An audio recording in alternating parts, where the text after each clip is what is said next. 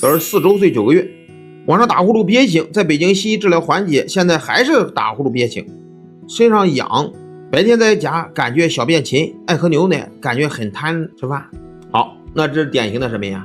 病胃在上，典型的降的不好。降的不好找谁呀？找胃呀。胃不降，肺则不降，所以说打呼噜，而且还得小心它有没有腺样体肥大。那么都是什么呀？都是降的不好。为什么降的不好呀？胃不降啊，胃不降，在整个上半身就降不下去啊。为什么胃不降呢？是因为脾不升。大家看，胃不降堵住了肺的降路，所以说他睡觉打呼噜。胃不降是因为什么？是因为脾不升啊，脾不升在胃不降。为什么脾不升？是脾阳虚，脾阳为什么虚？是因为肾阳虚。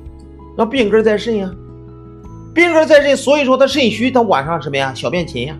那么这些都是什么呀？这些都是和他的什么呀？和他的根儿有关系。